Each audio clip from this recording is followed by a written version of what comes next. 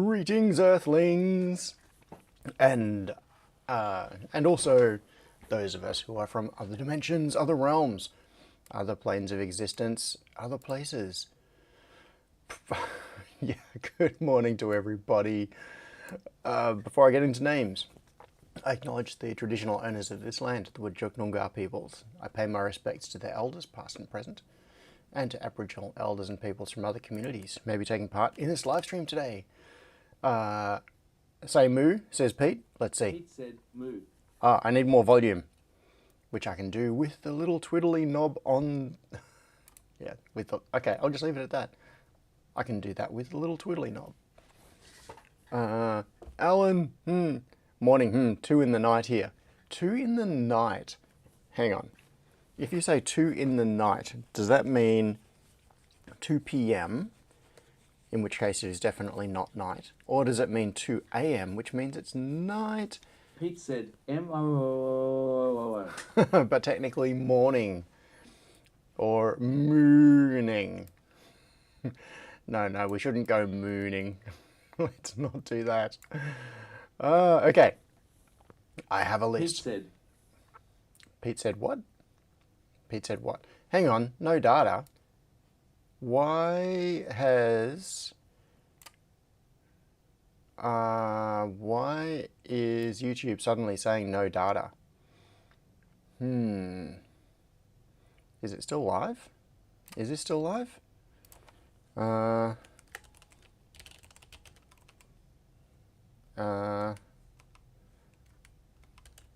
and now it's saying excellent connection. Okay, I don't know what that was. All right. Something went strange. YouTube is all good. No lagging even. Haha, thanks. Thank you for the confirmations. So, good morning to Pete, Crispian, Michael Wise, Alan Madsen, Scott Miller, Sharky, Wagonload, Stephen George, Keith H, Mr. Barbecue is here, and my Swedish friend Johnny Bergdahl. Someone call it fun. Jax Tech, Gavin. Pete said, "I'm brain dead." Yeah, I'm brain dead too. Luis Diaz is here. Amanda is here. Tabraze. Hello, Tabraze. Tech Nebulous. Emmy. Russell. Paul Schultz. G'day, Paul. Grant Maisels is here too. Mike Carden. John Whips. DIY in the Ghetto. That's everybody that the TTS is currently caught up with. There may be other people. Toasty's on the way, says Crispian.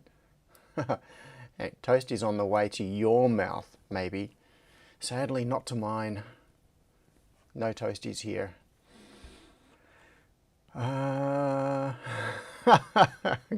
Grant says, benign paroxysmal positional vertigo.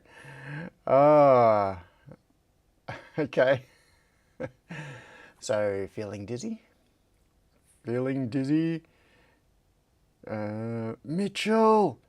Mitchell is here too. What's up, peoples?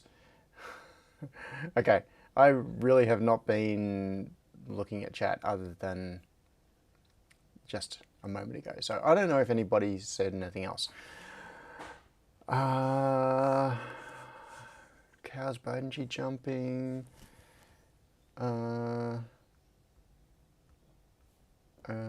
Right. Pete said, pinch punch first of the month. Okay. Yeah, pinch punch. Let's skip the pinch and just go straight to the punch and kick. That's more fun.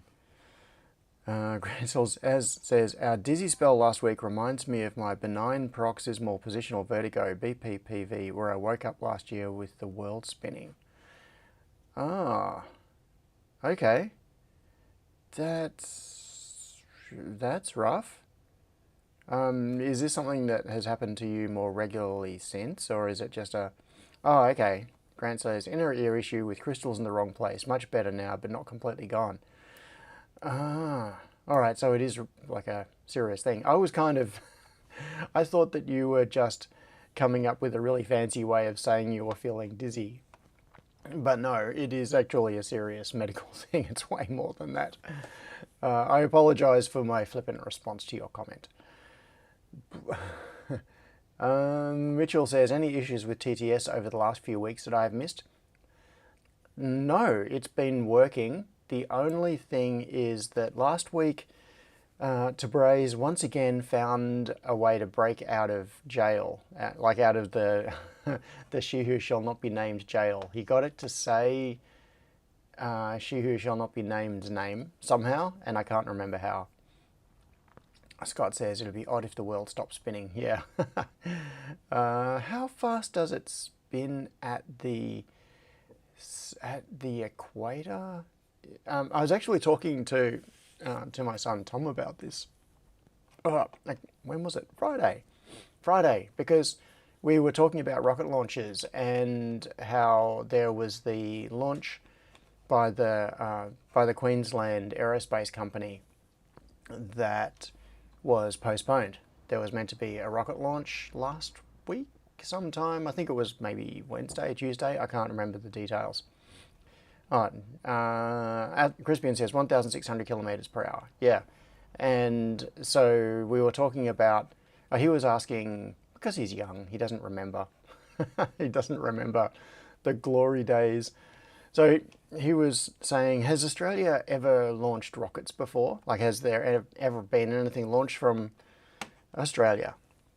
And I had to tell him about this little tiny place called Woomera. And all the stuff that used to happen back when Australia had an actual active space program, or at least participated in the space programs of other countries. And so so I was telling him about Woomera. And then we were talking about what makes a good place to launch rockets from. And obviously lots of space, a lack of urban areas nearby so that you don't have things that if things go wrong, you don't hurt nearby people, including like from aborted launches and that sort of stuff. And the other thing I mentioned to him was being close to the equator, which is why the ESA does so many launches from French Guiana. And this is the funny thing.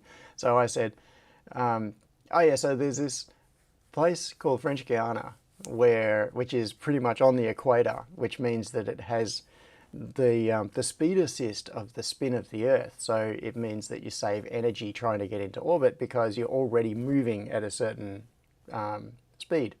And as Crispian pointed out, you're already moving at 1,600 kilometers per hour at the equator because the Earth is spinning. It spins once every 24-ish hours, and therefore, if you launch from there, you are already moving horizontally at 1,600 kilometers an hour. So that is energy that you do not have to spend to accelerate to that speed. And the funny thing was, Tom has spent quite a bit of time playing, what was it? It was either Need for Speed or Gran Turismo or something like that. One of those driving simulator games.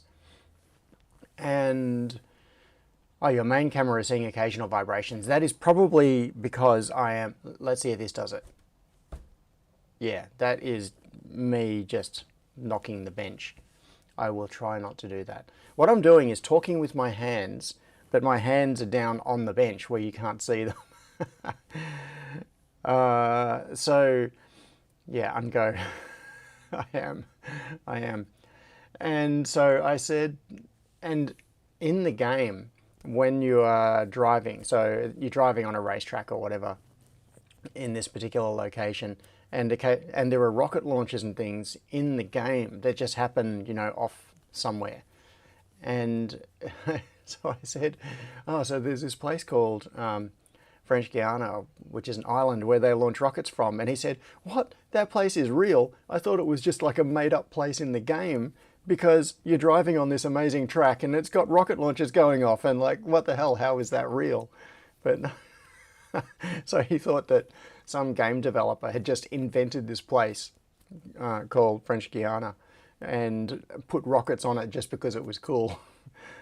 So, yes. Yeah, it is real. That's what happens there. Now, I put up the, maybe, hang on, what I'm going to do is, I just need to pull down some things off that monitor before, because I didn't pull that down. Docs, let's see what I've got in docs. Nope, in Drive, I'm going to pull up I'm going to pull up the, where is that? Dopamine, the Project Dopamine finished stuff spreadsheet. Bring it up here and do a quick, actually, can I do, I'm still figuring out this keyboard. All right, I'm going to throw to here. I am, Pete says, how much did you spend on your kids' geography lessons? Lol. Not enough, obviously.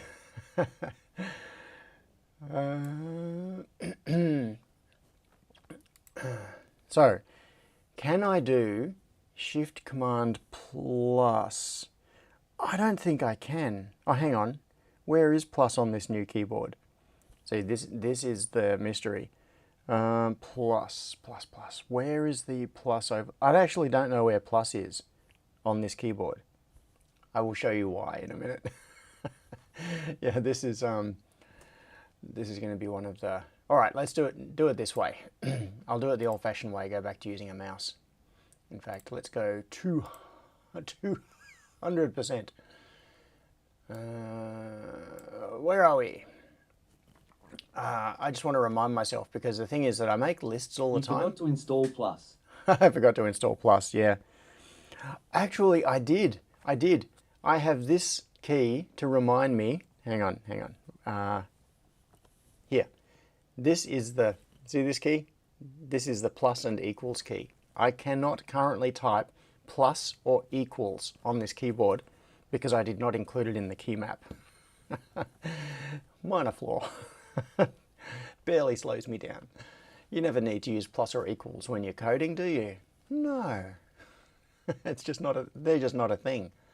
So anyway, yeah, apt install irrelevant keys. I will show you, I'll give you a bit of an update. So what I, Wahahahahaha. yeah, sudo apt-get plus.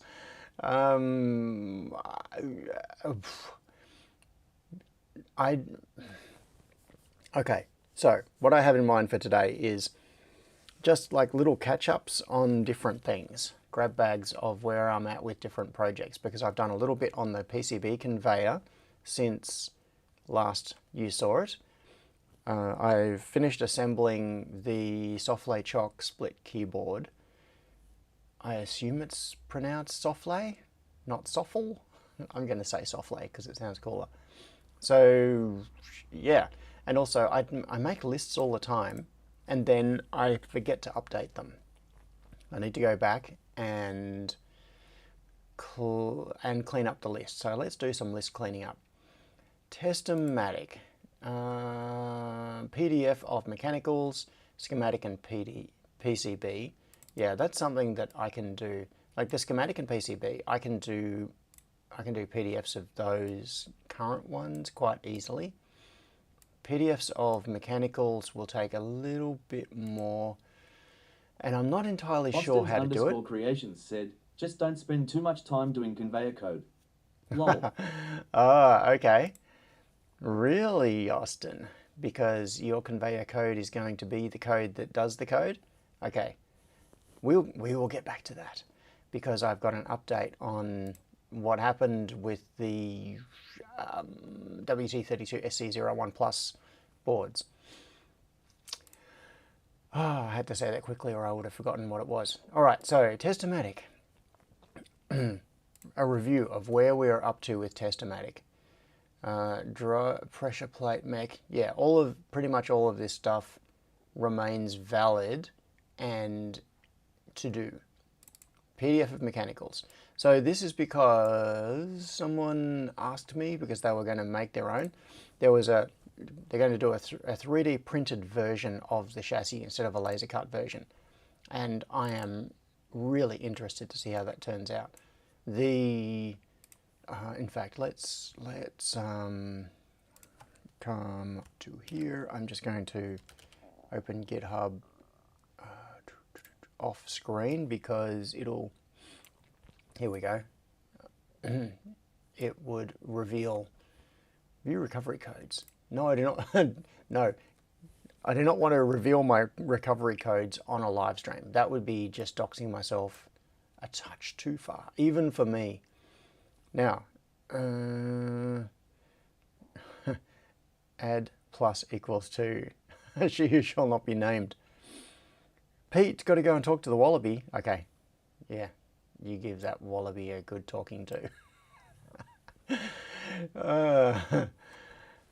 Is it literally a wallaby, or are you alluding to something else?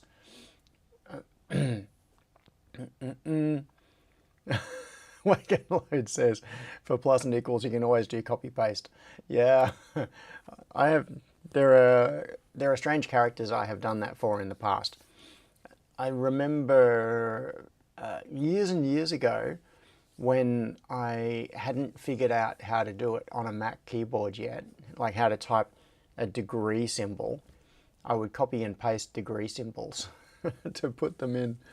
There was some document I was doing where I needed degree symbols, and yeah, I literally copied and pasted degree symbols from somewhere to go into the document. And then I realized that it's just, what is it, Shift Command 8 or something.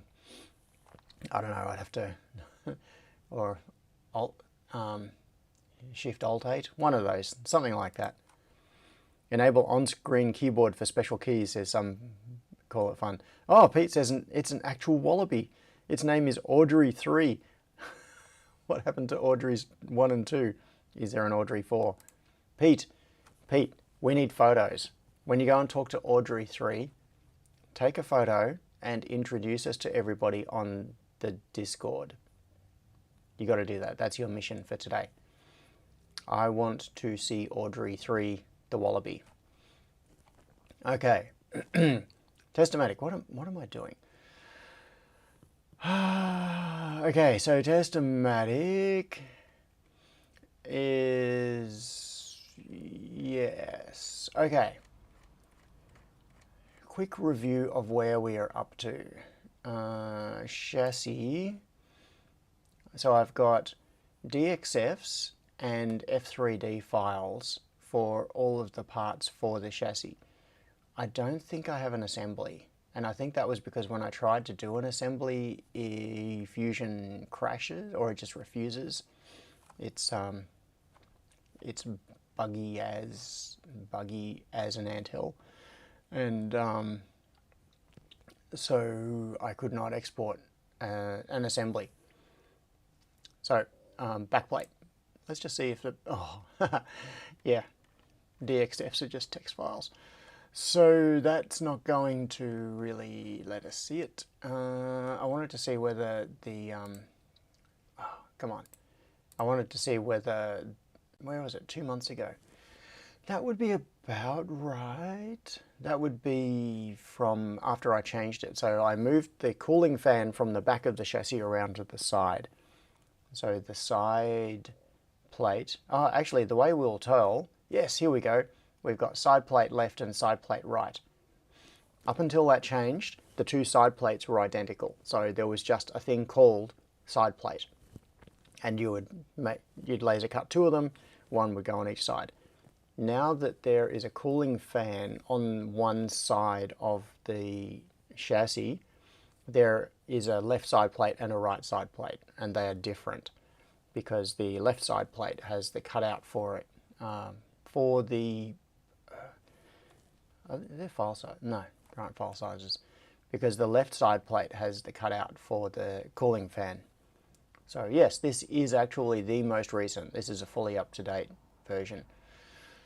And the reason that I moved the fan is that I lowered the deck to allow the modules to be thicker, because there was a whole lot of empty space inside the enclosure If we go back to here, we will see photos.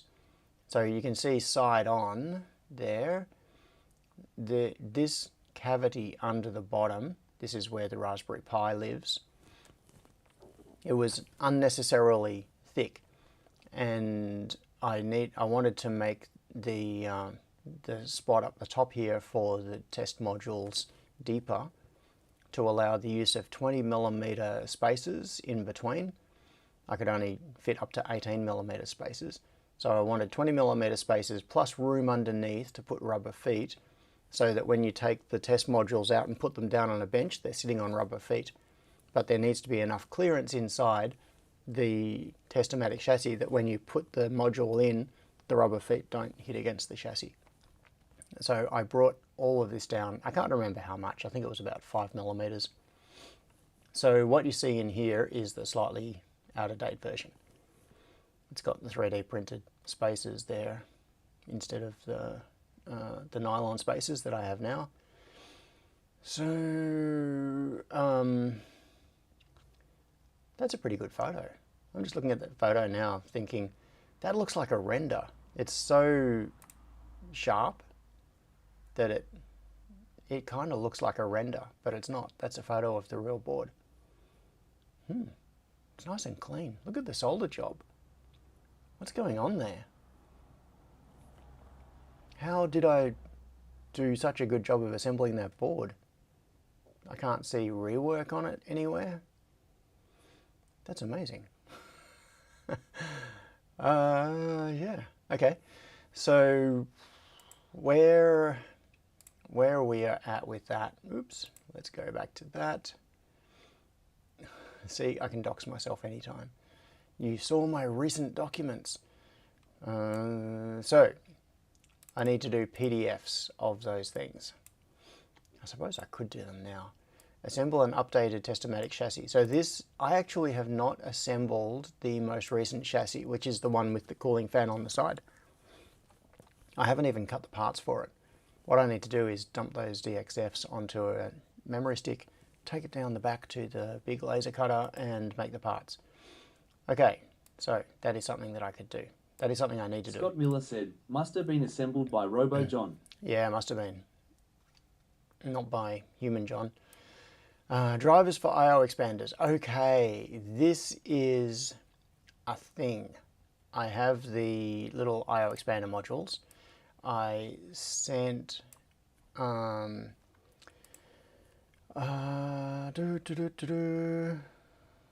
was it? Yeah, I sent these modules. Where? There, I/O mod. I sent a few of these modules. Austin's _ creations said, it's not like you have a production line or anything. No, nothing like that. Yeah, I sent a few of these modules and some adapters that convert the 2mm pitch to 2.54mm pitch to Rob Tillart, who is, oh yeah, there it is. So that's the adapter. This is the module on its own. It looks like it's dip, and it is dip, but it is not a standard 0.1 inch pitch dip. So this does not go into a breadboard. The whole thing is significantly smaller than a traditional dip 14. So it's, oh sorry, a dip 16. So it's 8 pins on each side, and a dip 16 would normally be quite a bit bigger than this. This is 2mm pitch. So what I've made is this adapter, and you plug the module in the top. So it's the metric dip converter that allows you to plug it into a breadboard, and then you can do prototyping or whatever. So I sent Rob a few of the modules with matching adapters, because he wanted to be able to plug them into breadboards for testing to connect them up, because he doesn't have a Testomatic, he doesn't have any other way of interfacing with it, and really all he wanted was the module so that he could work on the Arduino driver for the AD5593. And so with this, he can just plug them into breadboard. Now, he has emailed me several times and I have not replied because I'm terrible. And I need to follow that up with him. So I sent him the hardware and I basically haven't spoken to him since, which is very slack of me. So the okay, so getting the modules working is the next step. No, the next step. Next step. Let's have a look at the steps.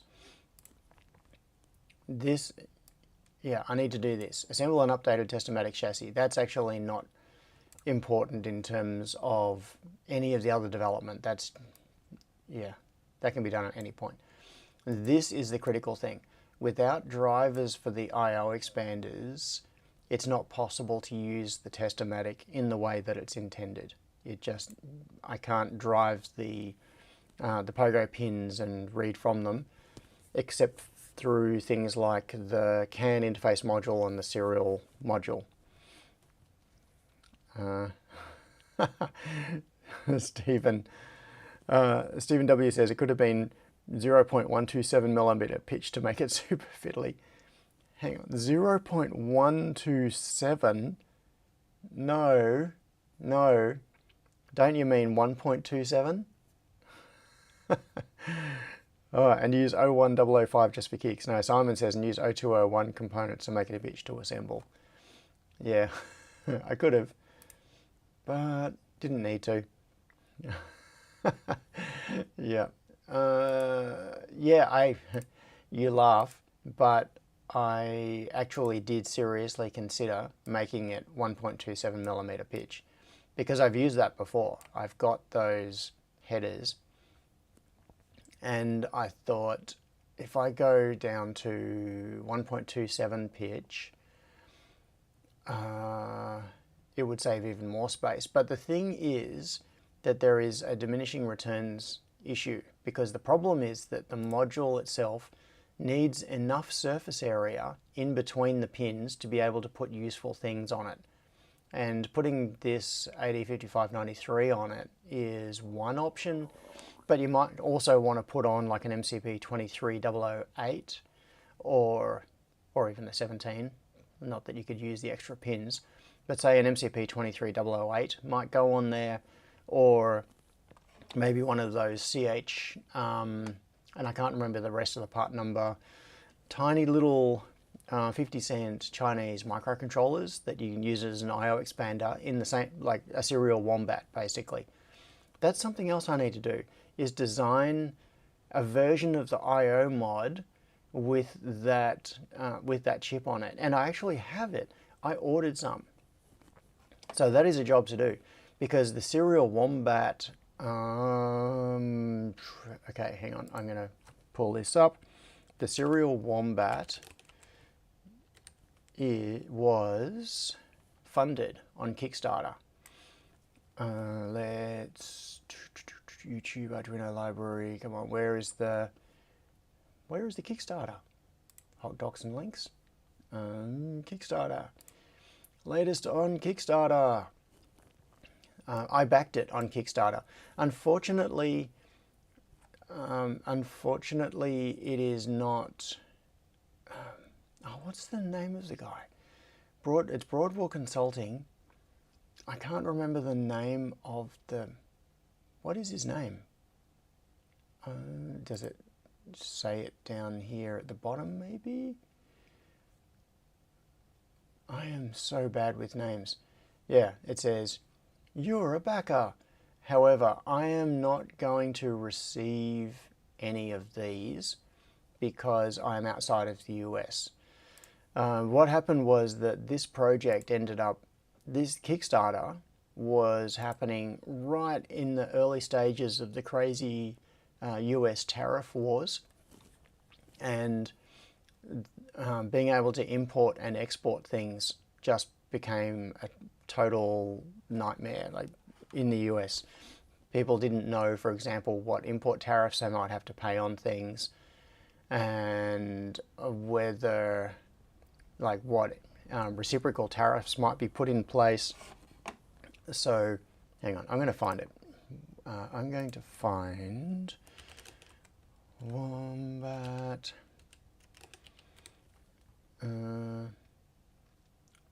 No, Broadwell. Let's see. Nope. Oh, I can't remember. Anyway. Yeah, so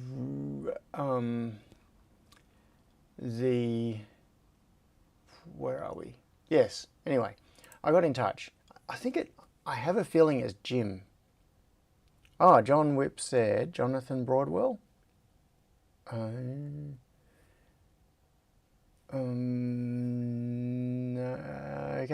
Oh, Sion is here. Hello, Sion. Where is TTS? I have lost TTS in all of this kerfuffling. Where are we? Okay, so Austin. I think I've already said hello to Austin. So Austin is here. Stephen W, Simon, and Sion. Yeah, Jonathan Broadwell, says John Whips. Yeah, that'd be a hard name for me to remember. I thought it was Jim. Maybe not. Okay. So, could be Jonathan Broadwell. Anyway, I will say Mr. Broadwell. Yeah, so anyway, he made the decision that he was not going to ship anything outside of the US just because it made life too hard. And so what I did was I backed it just on a I'm going to support this money just to make it happen sort of basis with no reward. And yeah, it ended up going through because what I wanted to make sure was that this Kickstarter succeeded. Even if I don't get the modules themselves, I want the Kickstarter to succeed so that Mr. Broadwell does the design. Well, he's already done the design, but so he releases everything, makes it available to people, and continues development. I want it to be successful because I want to use the design. I want to benefit from all of his hard work. What I'm going to do, yeah, you can see there, that's the little 50-cent Chinese micro, the CHB something, something, whatever, something.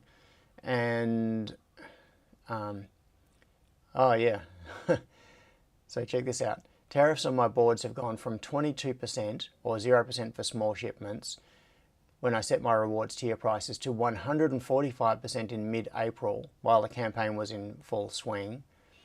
It says, I'm committed to delivering and will do so even at a loss. But the future of this W8B as a low-cost solution looks much bleaker if the $1.50 board goal turns into $2.75 or $3. And then it's got a breakdown of all of the customs stuff. So he's buying $365 of merchandise and paying $640 in tariffs and taxes. So that sucks. Anyway, so that's a thing. So a task that I had totally forgotten about. In fact, let's add this in. Let's put this into here. Pressure plate mech, I'm going to add it. After that, design IO module based on serial wombat.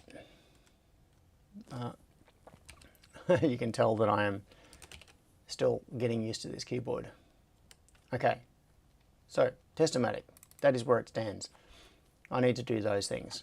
Drivers for the IO expanders. Now, I want these drivers to be in Python, not Arduino. The reason that I sent the hardware to Rob Tillard is so that he could do the Arduino drivers for it, but that is only because he was writing Arduino drivers anyway. And if he does Arduino drivers, I can then use that as the basis for finishing my Python drivers, which I've already partly written. I got them partly working. I could do some semi-useful things, but Rob's Arduino drivers are far more advanced, broader. They cover more functionality. So basically what he's doing is exploring all of the functionality of the I/O chip. And by looking at his Arduino-based drivers, I can then implement the same thing in Python, because I want Python drivers to be able to run it off the test runner, which is written in Python. Okay, pressure plate mechanism, that is the thing that pushes down on the top of the boards. At the moment, that does not exist. The extent of its existence is mounting holes on the sides of the chassis so that the gantry can be fitted. But I've never actually made a chassis. And designing the I/O module, which will give another option. So I'll have the AD5593 I/O module, and I'll also have a serial Wombat based I/O module. Good for different purposes. Oh, okay. Air quality sensor. Assemble the V4.1 boards. Have I not done that yet? I thought the one, I think I've assembled one. I have an air quality sensor. Where is it? Sitting, oh, it's up on the shelf. So I have an air quality sensor 4.1 assembled, but I think the point of this was to assemble a batch of them so that other people could use them. Then I need to revise the enclosure, because the enclosure currently has the holes in the top instead of in the back. I need to get Austin on the live stream to discuss the firmware, and I need to make some to make them available. On this subject, do you remember last Sunday? Yeah, it was last live stream. I came on the stream and said that I had woken up headachy and feeling dehydrated. Like, the theory was that I was dehydrated because I'd been out to Groove Congress the night before and got in moderately late, and the theory was that I was dehydrated and just tired. I've changed. I think that I was suffering from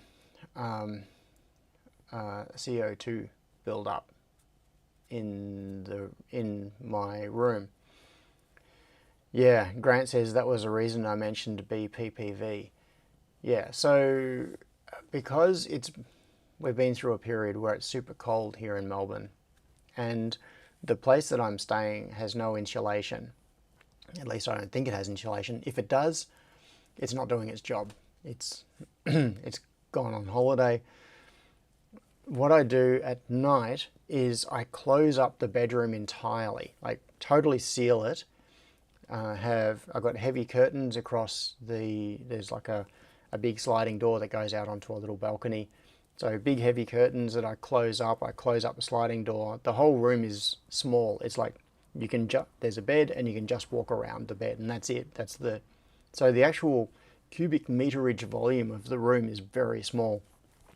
And I totally seal it to try to warm it up.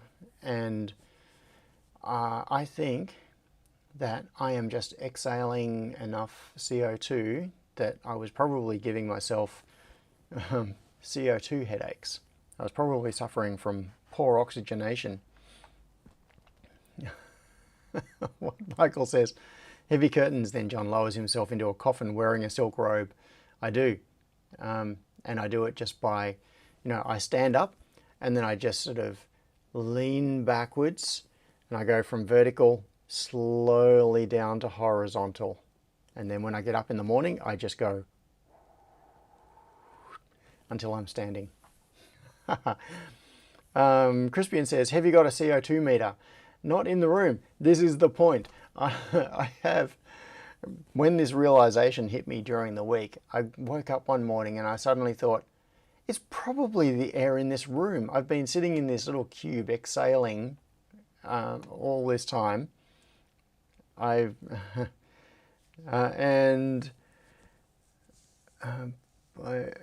Jack Seck says, buy a mother-in-law's tongue plant. It would take many, many plants. Anyway, the last couple of evenings, what I've done is I have left the sliding door open a bit and just dealt with the fact that it's going to be cold, and I have woken up feeling so much better. I have not... Yumi says, come on TTS, catch up, catch up. And I've woken up with no headaches the last few days since I've been leaving the sliding door a little bit Imogen open. Man said, bring a tree into your room. Or all of them, lol. Yes, all of them. Anyway, backstory. The point of all of this is that during the week when I was thinking about this, I suddenly realized I've got an air quality sensor. I know how to do that. Why don't I have one in my room? So I'm going to take the prototype, one of the prototypes, the most recent prototype, the one that's running Austin's firmware. I'm going to take that back home and set it up. Amanda says, maybe you should put one of your air quality sensors to see what it is. Yes, exactly. Jackstack said, those plants are used for improving indoor air quality. They respire a heck of a lot more than normal plants. Oh, okay. That's cool. Maybe I need some in here. Andrew says, hey, caught up to current time after watching at 1.25. So, okay, I need to speak at this speed from now on so that Andrew feels like the speed hasn't changed. Also, XYR 42.98 has appeared in the chat. That is someone I haven't come across before. Okay. And I just saw... Oh, so John Whips pointed out the part number is CH32V003. Yes, cool, that's it, John. I need to get that one implanted in my brain. CH32V003. And this is such a tongue twister. XYR 42.98 said, are you still doing your Freetronics products? I'd really like to get a few more of your Relay 8 shields. I believe I do have some of those. I haven't actually actively manufactured any Freetronics products for maybe 2 years now. I've just been slowly letting stock run out.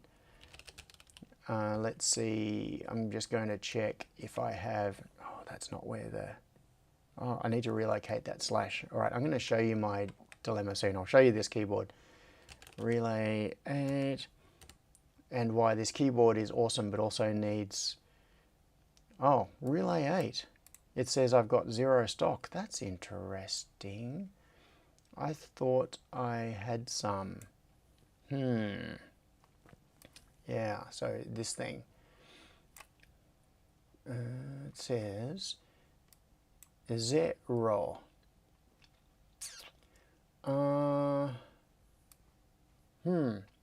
I need to figure out a way to say the this username.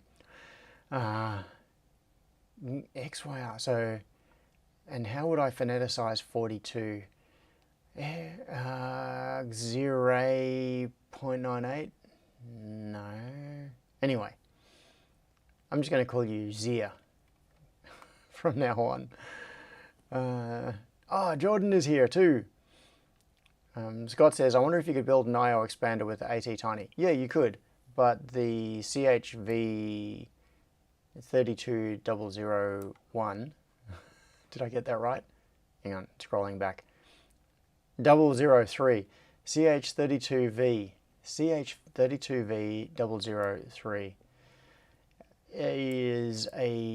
is probably a better option than an AT Tiny. It's got a little bit more flexibility in its I/O. It doesn't require external parts to make it do things, and yeah, Michael says 42 equals AFOD Beeblebrox. And does it equal Zaphod? I thought it equaled the meaning of life. The answer. Not the meaning of life, the answer to the question. It is the answer. But maybe that is also Zaphod. Zaphod is the answer.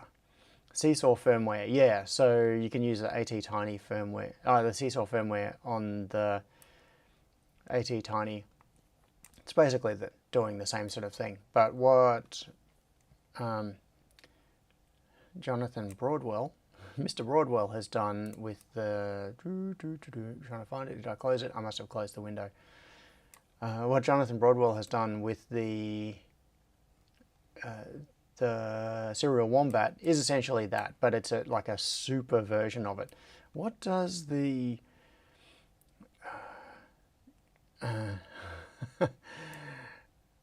I wanted to make your pronunciation simpler. Oh, okay. Zaphod. So I should just... I think it's the answer. Yeah. So I should just call the user XYR42.98 Zaphod from now on. Okay. You now have the honorary name of Zaphod. What was I doing? That's right. I was going to look up superhouse.tv. Now I've got to remember to use the modifier, go to the end. Ooh, that was interesting. Oh, did I do that? No, I don't know. Sorry, I'm being entertained by my keyboard. Your connection is not private. Ah, come on. No, don't go there. Go to there. Out of stock there as well. Okay. So, Zaphod, to answer your question, I don't know. I am going to need to go and physically look at the shelf and see if there are any there, because it's quite possible. I haven't done stock checks for a couple of years, probably. And there may well be some odd But relay how many 8s. times can you say Zaphod Beeblebrox quickly? How many times? I don't know about quickly. Zaphod Beeblebrox. Zaphod Beeblebrox, Zaphod Beeblebrox, Zaphod Beeblebrox. It'll start becoming nonsensical very quickly. Can you connect your AQS to an automated air exchange system, says Wagon Loads. Yeah, you could. I don't have an automated air exchange system. Certainly not in the little spare room that I'm living in. Where are we? The Crispian asked, what does the Relay 8 do? Okay, what it does is... Hey, welcome to a squirrel. What it does is, it's a shield that plugs into an Arduino,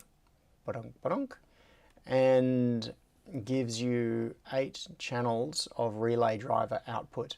So you can see the pairs of screw terminals along here.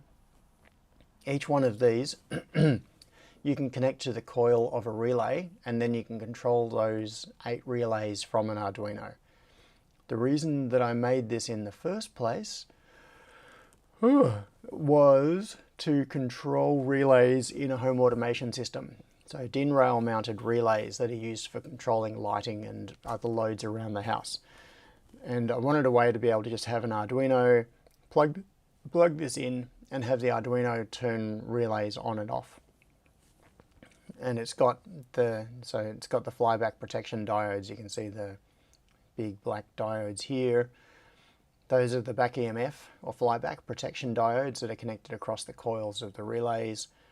There's power in for the relays here, so you could run like 12 volt relays or 24 volt relays, whatever you want to do. And transistors to turn them on and off. There are LEDs to show which ones are currently turned on. There's the I2C I/O expander here. There's the MCP23017. So that what you can do is set the address on here, and you can have multiple shields stacked. So these boards, this shield is stackable, and then you can have 8 relays on each shield in the stack. So you could stack 2 or 3 or 4 together and control 8 or 16 or 24 or 32 relays all off one Arduino. That is the point of what it does, Crispian. So after that, I did a version which had a different I/O configuration, which I probably have. Hang on, I'm going to see if I can find this. If I go to Superhouse, that is interesting. Oh, I know why. I was pressing end instead of the arrow. I know I'm teasing you with all this keyboard stuff. I'll show it to you soon. Products. So if we come into, where are we? IO breakout. Yeah, I did a version, here we go. So there is this, oh, it's got a 1-star review. IO breakout 8-channel relay driver. This is essentially the same circuit, except that it is in a format that has an IDC header on it, instead of being an Arduino shield. And then the idea is that you can have multiples of these that are connected to your Arduino or whatever. And then the normal arrangement is you would have something like this. I want to have a look at those 1-star reviews. So you'd have something like this, which has 8 IDC headers on it. So you can plug up to 8 of those 8-channel drivers in if you plug this into an Arduino Mega. So you could be driving 64. How does that work? Surely you can't. I can't even. No, the Mega doesn't have that many I/O pins. I don't know. It's so long since I've looked at this. But anyway, you can plug in multiple. Hang on, D47. Maybe it does because it's using the analog pins as well. Austin's_creations said the reviews are complaints about stock level. Oh, that's what it is. Yeah, it's because I basically stopped making things because sales. It's not worth my time to make things. Yeah. So what you can do is get an Arduino Mega, plug one of these in, and then you can plug in up to 8 of those 8-channel relay driver boards. And you can also plug in security sensor interface or IO breakout to RJ45, which then lets you plug in light switches. So I did this version, which was all based on IDC cables. All right, I'm gonna check this. Pete said, make all the things all the time. Yeah. Oh, okay, so it was Nelson and sent an email, can't finish your house project. Oh, I'm sorry that you're stuck with that. So that was 2019, that was 6 years ago, and 2020. Yeah, they are in stock now. They must have not been in stock at the time. Yes. Austin's_creations said, that's why I like offering PCBA files for my open source stuff. Yeah. Yeah. The thing is that people don't. Hang on, where is it? Oh, that's that was in reviews. Yeah. So the design files are here. With the board files. Are you talking about offering like Gerbers and things prepared so that people can just place the order directly at JLC or somewhere rather than providing the design files in their kind of source format, or in addition to this rather? Is that what you mean, Austin? Because maybe I could do that as well, just to make it super easy for people. But then people who, there are different levels to cater to. I've provided the design files here, and you could use these to order the PCBs and assemble them yourself, or have them assembled. But you need to take those design files and convert them into whatever format is required for the assembly service. The next step beyond that is providing the files for the assembly service specifically. Like I could provide a pack of files that you could send off to JLC with everything ready to go and just say, please make me 5 of these. And then the step beyond that is providing the actual finished device. And I go, what my tradition has been to go for options 1 and 3. So what I do is I provide all of the source files. So if anybody wants the design, it's all there. You can go off and fabricate it yourself. But not many people have the knowledge to do that.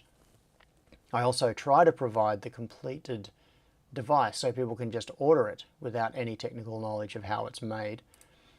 But maybe that intermediate stage of making design files is worth doing. So Austin says, drop in files for JLC. They are in addition. Okay. All right, so I could add some JLC files in there. Yeah. I just don't know what to do with with Freetronics in particular stock, because I sell maybe I get maybe one order every 2 weeks or one order a week, and it might be like a $20 order or a $5 order or a $30 order, and it's not even worth my time to go to the post office to send it. It's so yeah, I'm keeping this alive more out of stubbornness than anything. It's costing me money, and also it costs me, I think it's 170. Some Call It Fun said, does the board houses have something like affiliate links where they pay you a finder's fee? That's a good question. Yeah, cool. It costs me, I think, about $170 a month to keep this this Shopify store up. So I'm losing, and I don't make any money off the sale of the products, and it takes my time to ship them. So basically, keeping Freetronics alive. Oh, and it costs a couple of $1,000s a year in accounting fees and ASIC fees and that sort of thing. So I'm probably losing somewhere between $3,000 and $5,000 a year by keeping Freetronics open, by keeping this website up. That's how much it's costing me just to be stubborn and keep doing it, when I really should just take this site offline and say that's it, it's all done. But anyway, I'm eating that cost at the moment, and I've been eating that cost for a few years now. So yeah, I know, Pete. Yep.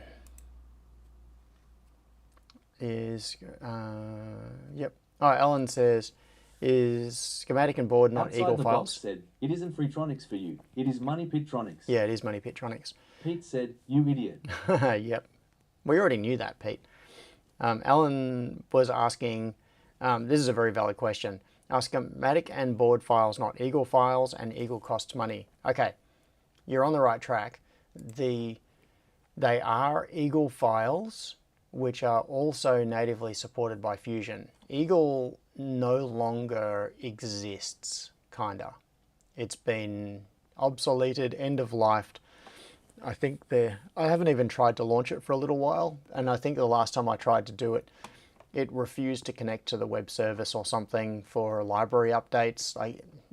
Eagle is, for all intents and purposes, Eagle is gone, and it's replaced by Fusion. Yes, Fusion is a commercial product, as in you pay money for a license. There is a free... Tabraze Malik said, stop eating the cost and shut it down. Yeah. Spend the money saved on the channel or projects. Yeah, thanks to Braze. It's that is what I should do. It's what I know I should do. In fact, what I should do is migrate all Freetronics stuff to Superhouse and just list it through the Superhouse store to sell out any remaining stock, and then anything that's worthwhile, maybe produce more of it. But I need to cut Freetronics because it is just it's just dragging me down at the moment. And Pete said, should have migrated it during the pandemic. Yeah, the pandemic is when Freetronics really died. People just stopped ordering. It was really dramatic up until the start of COVID. Freetronics was doing okay. Like, I was shipping quite a few orders each week, maybe 5 up to 10 orders a week. And then when COVID started, like when it in January, that January, February sort of period where everything went bad, it was like it just stopped. I actually wondered if there was a fault with the online store at some point, because the orders just stopped almost overnight. And I thought, I wonder if it's even working. Like, can people not place orders? And I tested, and I could place an order, and it was still working. It's just nobody was ordering. And it's never come back. It's just been dead. So, yeah, anyway, that is what I should do. Now, where are we? Autodesk thing. Yeah, Alan says, no, it's an Autodesk thing now. Just again, put PDF files up. Yeah, so Fusion you can install and run. Fusion opens Eagle files, no problem. Pete said, Superhouse, the new home of Freetronics, is a pretty great tagline, TBH. That's true. So you can go to Autodesk, download Fusion, install it, run it on a free license, and open these files, and it works perfectly well. And then you can generate production files, you can modify, you can do whatever you like. So that is still having those files up on GitHub is still valid, even though they are Eagle format. Eagle is now, the Eagle DNA is now part of Fusion. It reads and writes Eagle files just fine. Austin's_creations said, new KI CAD for the win. Yeah, and you can just open them in KiCad. Like in recent versions of KiCad, you just go to import Eagle files, and it just works, which is really cool. The fact that that works actually makes me feel a whole lot better about having the having just KiCad files up. No, not KiCad. Having just Eagle files up there, because they are not. No, every stream that thing pops up. They are not obsolete in that you can still open those files in KiCad and use them. Not a problem. Okay, air quality sensor. So that is the state of the air quality sensor. Conveyor. Okay, now I need to open something. Where are we? I am just coming down here. Dropbox. Camera. No. Camera uploads. Why? Oh. Enter. Yes. I definitely do not want to have this on screen. Oh, I just saw something which reminded me.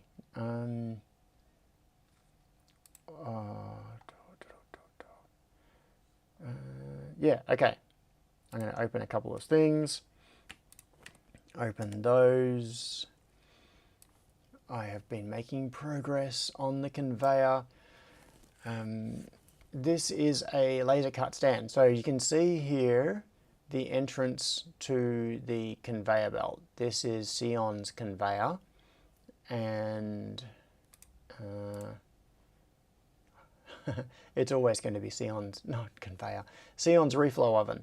That is the entrance of the conveyor on Sion's Iron 6 reflow oven. And this is the conveyor prototype. You can see the controller just hanging off the front there. And I wanted to be able to get the height up. Hang on, I'm going to find another photo. Oh, here we go. This one.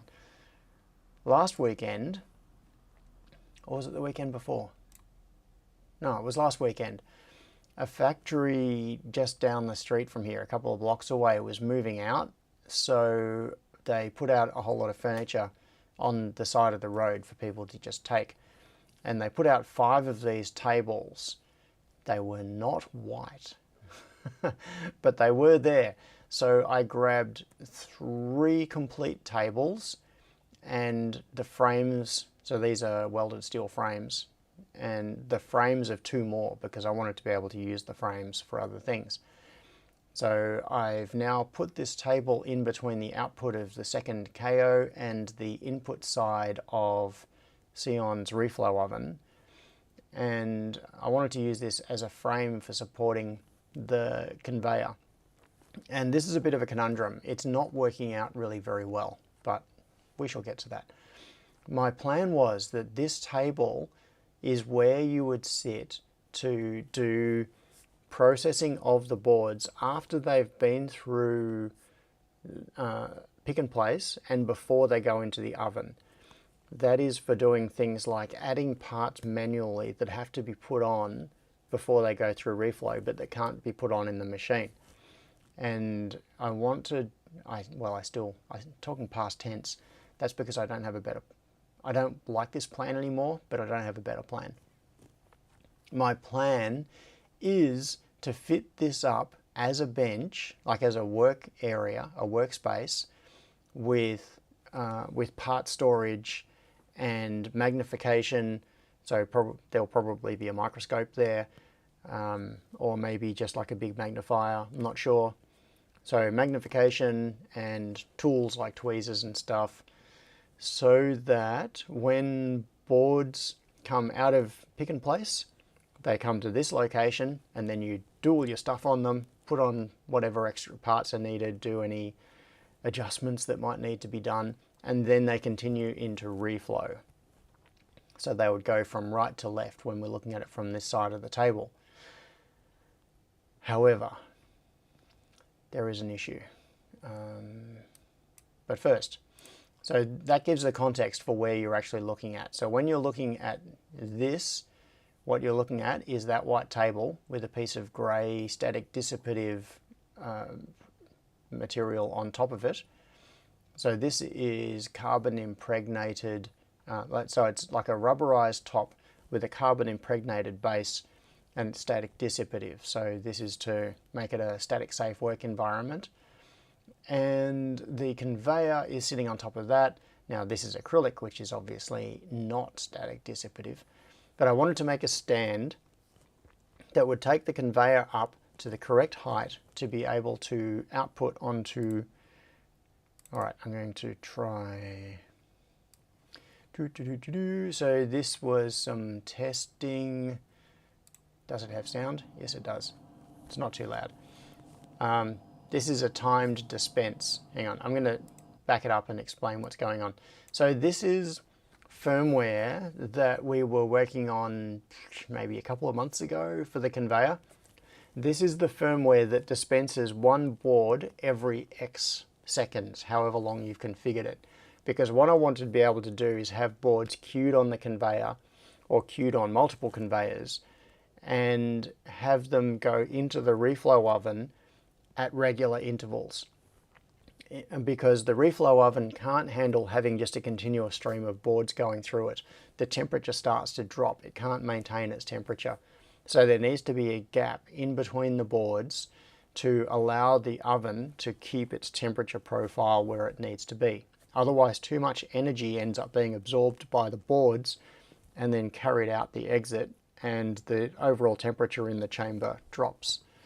So with this particular firmware, what you do is you give it a couple of parameters. You give it a parameter for the speed at which the conveyor is going to run in millimeters per second. And I think this is set to like 800 millimeters a second in this. And you give it an interval in seconds. So how long to wait in between boards. And that time is measured from the time that it has finished sending a board on until the time that it begins sending the next board on. So long boards versus short boards, etc., you end up with the same interval between them, regardless of how long the board is. So in this particular one, it was like 800 millimeter a second dispense speed, and which is a little bit faster than the reflow oven. You'll see that the conveyor is moving faster than the reflow oven's conveyor, and you can also see that the board sort of tilts down, and so it comes off and the front falls, and then it gets picked up by the, oh, that's where it stopped. Okay, that's all I recorded. And then it gets picked up by the conveyor of the reflow oven. And then when it detects that the board has passed off, well, what it does, it's got the board sensor on the exit. What it does is it brings the next board up until it reaches that exit point and then holds it there and pauses for the period that it needs to keep in between the boards, and then it sends the next one in. So you can have a series of boards all stacked up on this one conveyor. I mean, this is this is the short version of the conveyor. This is the 340 millimeter, I think it is, version of the conveyor. So you could have, if you're talking about this panel as an example, you could probably fit 3 of them on this, or more likely 2 on this conveyor, and it would dispense one, bring the next one up and stop it, and then dispense that, bring the next one up and stop it, etc. So that is where I got to with this as of Friday night, I think it was. I was working on this. What's the time on this video? It's probably like 1 AM or something. So yeah, that is now kind of working, kinda. This was the first thing. Where was it? Oh yeah, so it was at 12:30 p. It was at 00:29:07 AM. So it was half an hour after midnight that I was doing that. That was on Friday. Yeah, this. And I actually started with 3D printing. In fact, I've got them around somewhere. Yeah, I designed some 3D printed fittings to make the frame for this, and I needed 4 3D printed fittings Scott for Miller each corner. Need to replace the belts with a series of individually controlled wheels. Ah, yeah, very clever. Yeah, the way it's typically done on commercial conveyors is they use split belts or multiple belts. So it's a series of short belts, and then you can run some and keep some stationary or whatever. But yes, individual wheels, that would be the ultimate way to do it. That would involve a lot of motors though. But now I want to do it. A whole lot of little N20 gear motors. It'd be noisy. It'd be like as when you've got 10 or 15 motors running. So well, probably more than that. Yeah. Now the problem, which you can't really see so well from here, is that the fixed rail is on the wrong side. You see, if I go back to this video, so this video is from the side, I wish I could zoom out, is from the side of the machine with the fixed rail, and the fixed rail is this one at the front from this point of view. The moving rail is the one at the back, and this one moves to adjust to the size of the PCB that you want. The result is that there is all of this structure at the back that gets in the way, that is just really awkward and annoying if you are trying to work from the other side. So if we go back to, where is the other view? Where's the bigger view? Oh yeah, back to this view.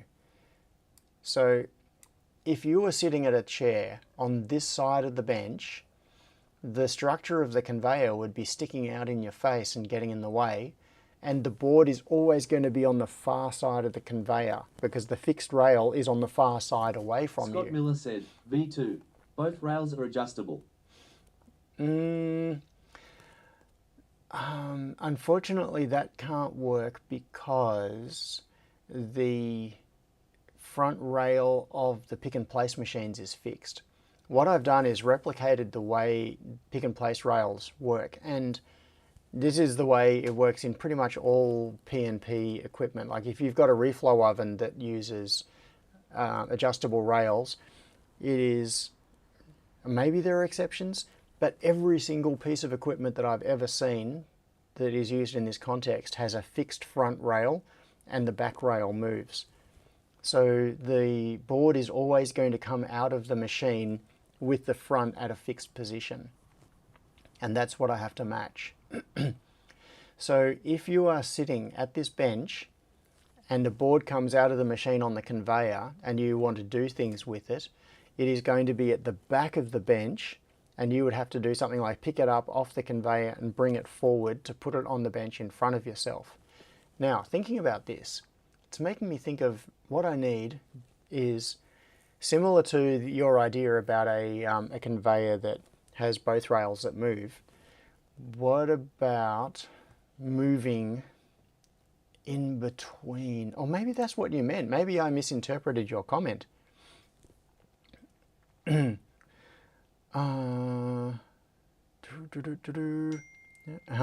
said, and a small robot arm to place the components that would otherwise have to be placed manually.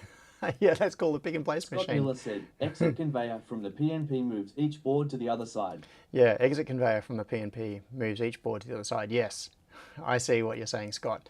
Yeah, so the board would come out and then it would translate sideways to bring it towards you so that you could then access it, and then it would move back and then continue on its merry way. Yeah, so you're talking about a lateral translation conveyor.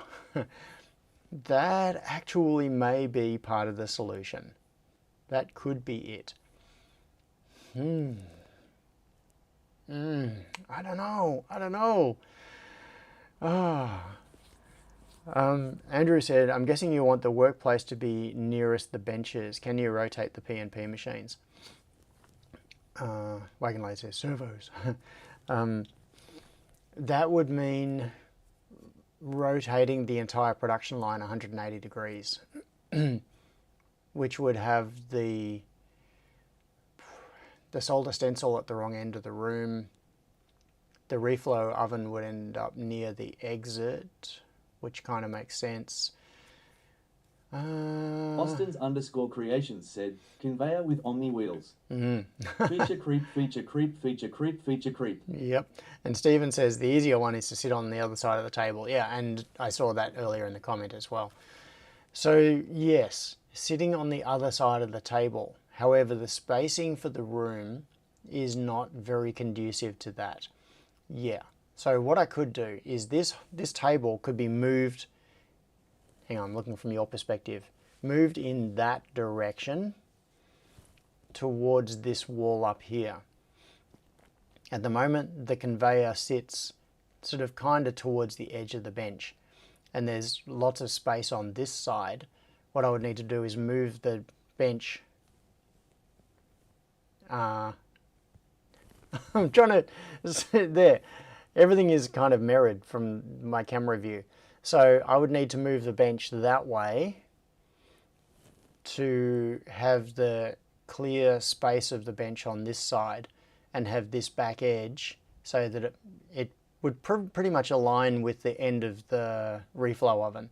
So bring this edge that you see here across so that it aligns with this edge here, and have the workspace on the other side over here. So the person would sit here and the workspace would be here with the fixed rail in front of them. Yes. The one thing that creeps me out about that is that there is a door just up here. You would be sitting with your back to that glass door. Scott Miller said, mirror the whole room. It would be so much work.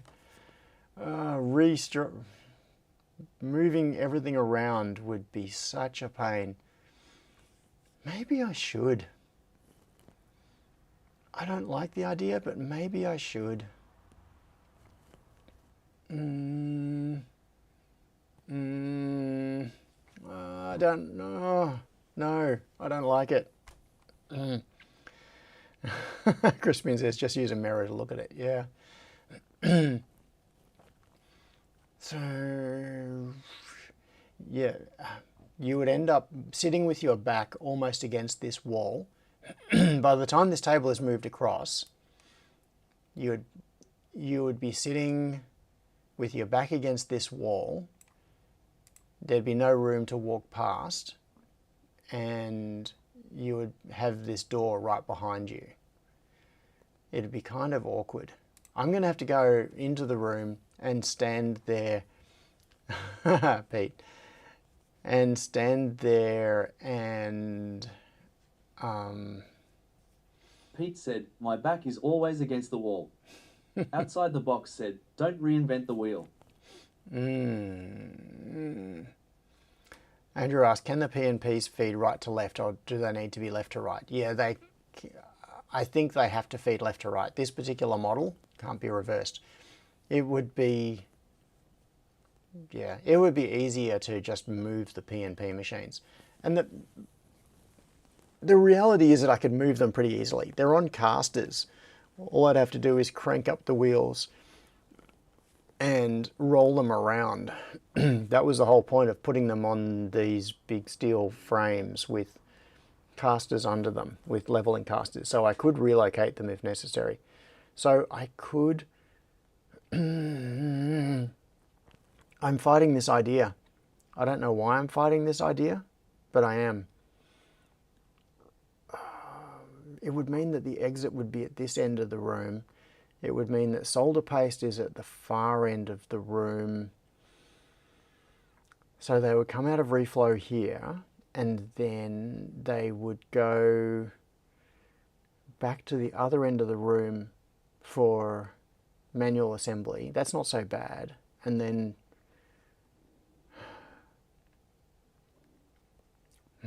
it would mean that that would become a service aisle. Sorry, I'm thinking, I'm sitting here thinking it through kind of out loud. Okay, I think I'm going to discuss this tomorrow with Tom, because I find that he is a very good sanity check for this sort of thing. And he is the person who 5 days a week is using those machines. He uses them far more than I do. And if he thinks that would be a sensible workflow, I would defer to his opinion and reverse it. It would kind of, yeah, I could move the machines a little bit. I would no longer need that to be an active aisle. Austin's_creations said, just put the oven on a rolling rail system. Yeah, okay.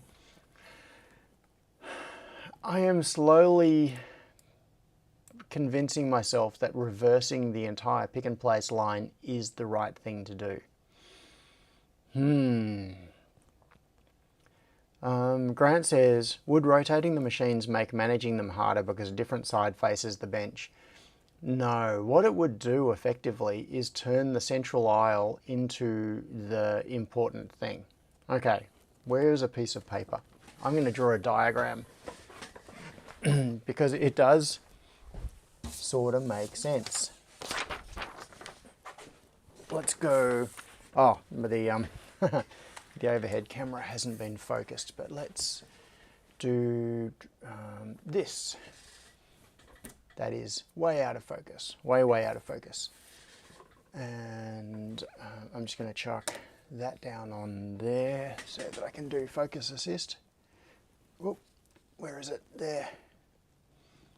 That's my spare microphone for if the battery goes flat in the one that I am wearing. Pins. Oh, this will do. I've only got green, but that'll do. All right. Now I'm looking up at the screen because I want to see what it is in the field of view. I'm going to draw a plan of the cleanish room. Now, proportionally, it's actually... Outside the box said, I thought it was my bleary eyes. Proportionally, it's actually longer than this. Like, it's narrower and longer, but this will do. All right, so then we have a bench going around there. We've got reflow oven there. Pick and place. Oops. Yeah, the proportions are very wrong and they kind of matter. All right, so that's a pick and place, that's a pick and place, that's an oven, that's a table. and in between now we've got a table in there as well. See, proportions are all screwed up. And then we've got a spare pick and place sitting there in the corner, so that's where KO3 is currently located. This is the location of the door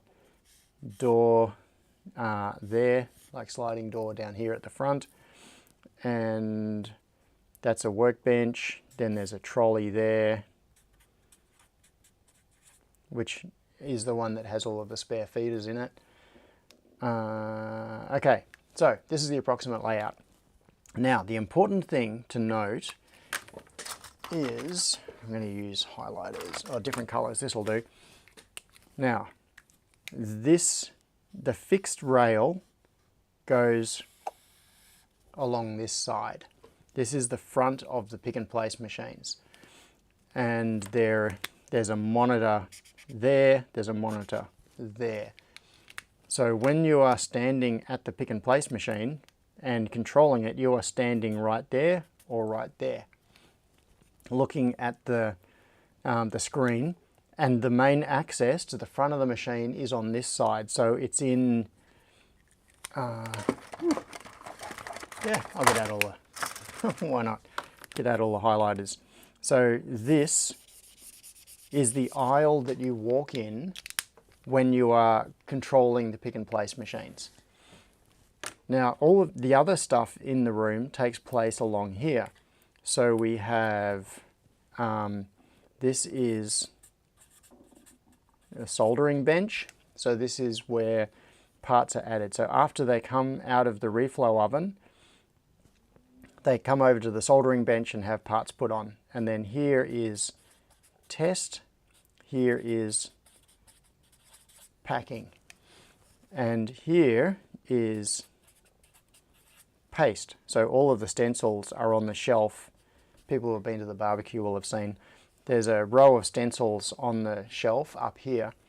So the actual flow, the way this goes, is boards start here, and then they have solder paste put on them, then they come to here. That aisle is only about 60 mm wide.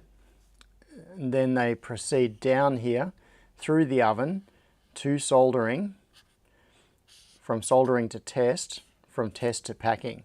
So they go in this circle. They start here and they end here. Now, when you are using these machines, you have to stand on this side. So this is what happens. When Tom is using these machines, what he is constantly doing is walking between here and around to here, and then back, like that. So he's going all the way around to get to the control side of these machines.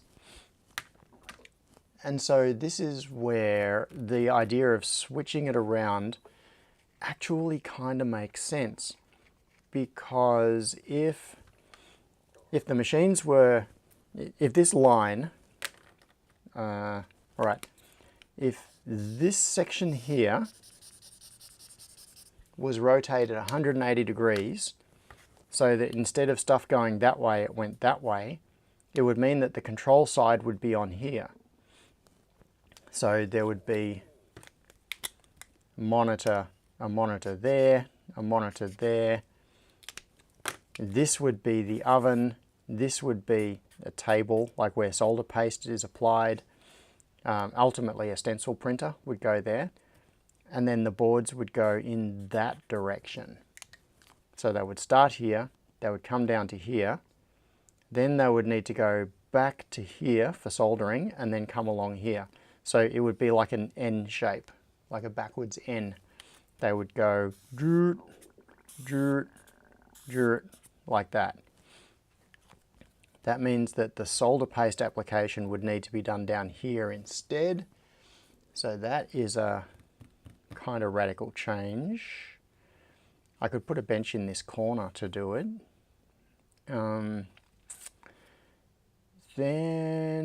But the advantage is this aisle would become only a service aisle. And in fact, what I could do is move the machines slightly closer to the wall, make this a little bit narrower, because you would almost never have to come down here. this would only be used for access to the rear feeders on the machine.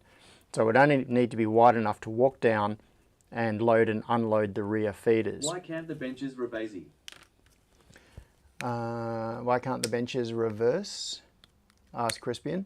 So that would mean, yeah, I see what you're saying. So you'd have the boards come down here, and then after they come out of reflow, move across to here, and then use this location as the soldering bench, and then it would go to test, and then packing up this way, and then the boards would end up there.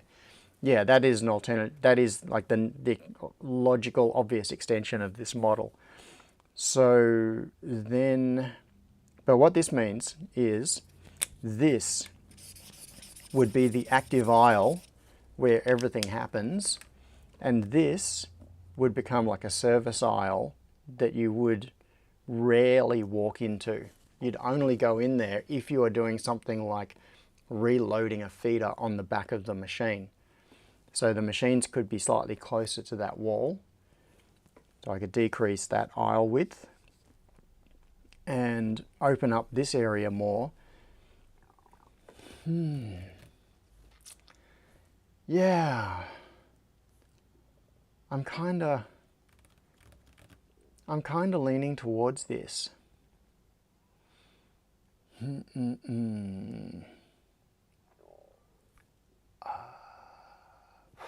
Okay, I am still kind of fighting the idea, but it feels like I'm fighting something that I should do rather than having valid reasons for not doing it. I don't actually know what my reasons for not doing it are.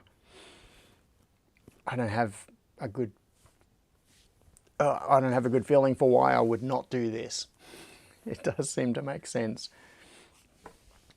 I think part of it is that I've been worried about expansion space and the idea that I am going to need to make this room longer at some point, and that means going through the wall into Lachlan's area, if I ever end up coming to an arrangement with him that I can do that. And so to be clear, right now I do not need that space, but I can see myself needing that space in future. If I replace that Iron 6 reflow oven with a full-size reflow oven, I'm going to need an extra 2 or 3 meters of length. And the only way to achieve that really is to go through that wall, in which case everything would have to move that way. And so I'd thought of having the reflow oven at the far end for that reason, but it doesn't need to be. Okay. This is something that is going to have to cogitate in my brain for a while. I'm going to have to work through this.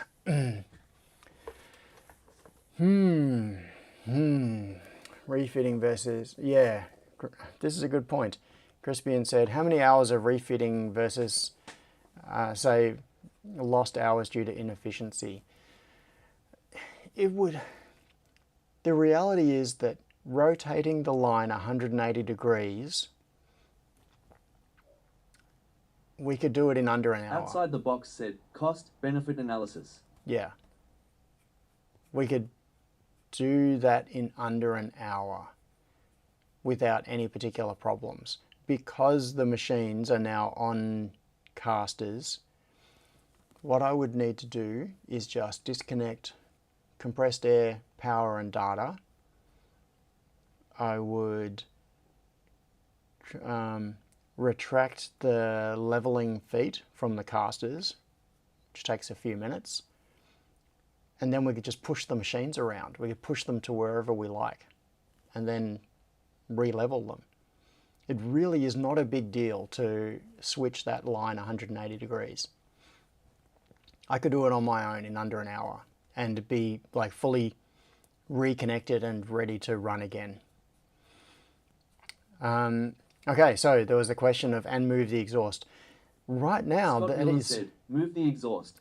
Yeah, that is not actually a problem because the IN6 has built-in fume management. There is no exhaust connected to it right now.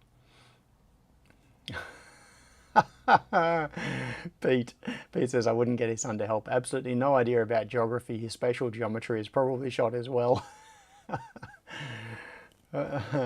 Harsh. Yeah, you can only just see it on the edge of this photo, but the IN6 has built-in filtration. It's got like carbon filters and HEPA filters and things built into it, inside this cover. There is no exhaust attached to it. It does all of the air filtering internally. And it actually works remarkably well. So we can have this oven running for hours, running boards through it, and we don't get any smell in the clean room, which is really nice. Crispian said, he started out shot, here's John's son. Yeah, that's right, doomed from the start. So I don't have an exhaust issue to deal with. And if I did, I wouldn't be especially concerned because I could run it along the room. That would be okay. I could manage that. So yeah, seriously, I could rotate this line 180 degrees on my own in under an hour. I am confident that I could do that, no problem at all. The big question is, should I? And I think what I'm going to do is talk it over with Tom, and then if we think it's a good idea, we could do it tomorrow.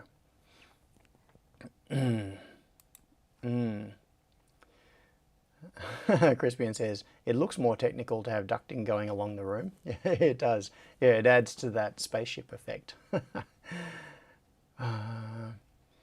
Andrew asked, would it make it hard to have more than one person working in there? It's... At the moment, I think it would make it easier if I reversed it, because at the moment, hang on, I'm going to Reolink. I'm going to pull up a live view of the room so that I can point to some things and explain it. And let's do that. Okay. Now, this aisle, so we're looking at it from the back end of the room. We're looking at it from the oven end. The aisle which is to the right from this view is the one that people are normally in. That's where we walk up and down doing things. You can see that there are boards there on trays. Up here you can see the row of like that. I wonder if I can, no, I can't highlight. That shelf there, that has the row of all of the stencils on it. So that's where solder paste gets applied, is down on this bench at the far end. And then from there it goes sideways into the first machine here. And then you can see there the table, you can just see the edge of the conveyor sitting on it. You can see Sion's IN6 reflow oven. So the boards come out and they end up falling into this little white tray. And from there they go sideways, or they go into trays. And then across here on the right, if I get rid of my face, you can see that bench there on the right, that's the one where the Testomatic is. In fact, you can see that the Testomatic V1 is just there. Testomatic V2 is just off to the right. You can see the stencil printer. So this is the test station, and you can see the power supplies. In fact, you can see the displays on the power supplies flickering. You might just see a couple of pixels there flashing. That is the, yeah, those power supplies are currently turned on. So those are the power supplies used for running the Testomatic and providing power to devices under test and stuff. So anyway, my point being, this aisle on the left, you see this one here, this is the control face. Said, so you'll have to move all of the stuff at the benches to reverse the workflow. Yes, that's right. It would become a left to right workflow instead of a right to left workflow on the benches. So this area here where the stencils are and the solder paste is currently done, that would become the area where manual rework is done. And then it would move from there. Testing would then be moved to this area, packing down here, etc. So anyway, my point is, trying to get back to the point. This aisle that you can see right in front of you here, in front of the camera on the left, This Scott is the Miller aisle. said, may as well mirror the room at that point. This is the aisle where you stand to run the machines. And you can see the monitors on the monitor arms here sitting on top of the machines. You can see the keyboards. So when the machines are being set up and managed, this is where you are standing, in this aisle. But that's the only thing this aisle is used for. And if these machines were turned around, the machines themselves could be moved closer to the wall. So this aisle could become narrower. It would only need to be wide enough to walk down and to access feeders, like to pull feeders out of the back of the machine. And that would open up the aisle on this side and make it a lot easier to work in, because you could have people walking past each other more easily, and it would become, at the moment it is kind of one large aisle, one narrow aisle. What it would become is one very large aisle and one very small aisle.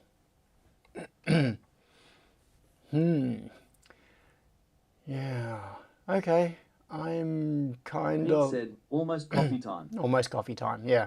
I am liking this idea more and more. As I think about it, I'm thinking this is probably the thing to do. Okay. So, that is the current state of the conveyor.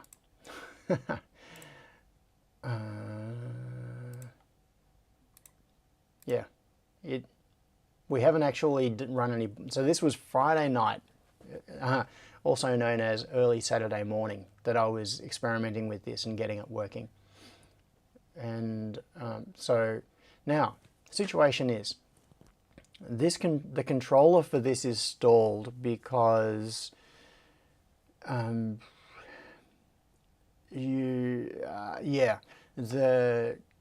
touchscreens that I ordered, the WT32 SC01 Pluses, got returned to the seller, and I'm not going to receive them, which means I need to order more, or I need to follow up, because I paid for them. I paid for the AliExpress order and then just never received them. So I've got to get a refund on that. And yeah, Grant says, reversing the line seems to be less work than redesigning the conveyor. Yes. You can open the camera in either VLC or OBS to make it easier to show on screen, says Jordan. Are you talking about... Oh, okay. I see what you're saying. Yeah, I could... That's true. I could pull the stream straight off the camera instead of opening the Reolink app. Yeah, I could do that.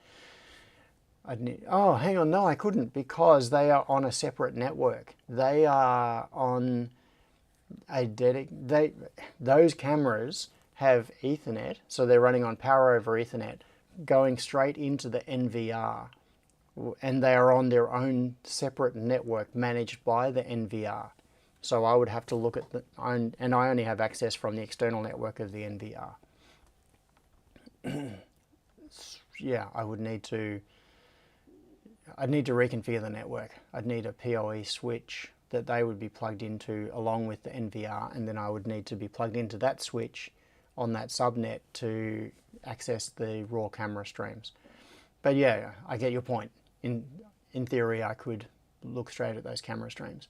So yeah, that's the current state of it. The controller.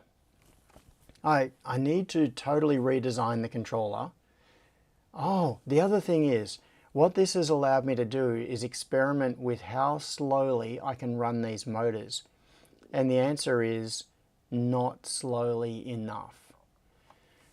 When I was running that video earlier, the one that shows this one, running the conveyor at this speed, in a moment when it starts moving, you'll see how it's moving there.